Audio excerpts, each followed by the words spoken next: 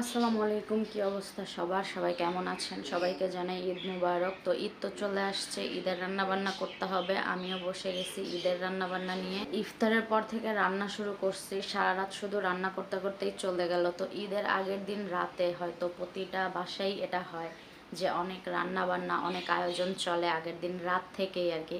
অনেকেই কয়েকদিন আগে থেকে শুরু করে দেয়। তো আমি আসলে রাত থেকে রান্না বান্নাটা শুরু করে দিছিলাম। এবারে ঈদে আমি অনেক বেশি রান্না বান্না করছি। আমি কোনোবারে ঈদে বা কখনোই এত পরিমাণ রান্না বান্না করি নাই একসাথে। এবারে ঈদে যতটা রান্না বান্না করছি, তো এবারে ঈদে প্রতিবার ঈদে বাসায় থাকি না, কোথাও না কোথাও ঘুরতে চলে যাই। তো এবারে ঈদে বাসায় আসছি যেহেতু, এই জন্য অনেক রান্না বান্না করলাম আজকে নিজের হাতে আর কি। তো সব কিছু এখানে রেডি করতেছিলাম আর আমার শাশুড়ি ভিডিও করে দিচ্ছিল। তারপর এই তো এইখানে কাটা ধোয়া সব কিছু কমপ্লিট করে নিচ্ছি আমি। নিয়ে এখন হচ্ছে দুধটাকে জাল করে নিচ্ছি, যেহেতু লাচ্ছা সেমাই করব। আর আমাদের বাসায় সবাই লাচ্ছা সেমাই অনেক বেশি পছন্দ করে, এই জন্য প্রতিবারই ঈদেই আমি লাচ্ছা সেমাইটা করে থাকি। তো লাচ্ছা সেমাই আমাদের বাসায় হবে, যেহেতু লাচ্ছা সেমাইটা আমার জামাই অনেক বেশি পছন্দ করে।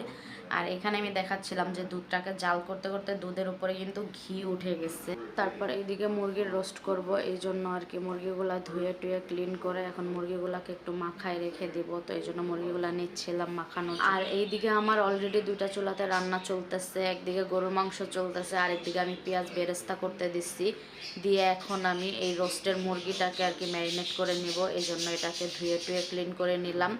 তো এখন হচ্ছে এই মুরগিটাকে ম্যারিনেট করে ভেজে তারপরে রোস্ট করব।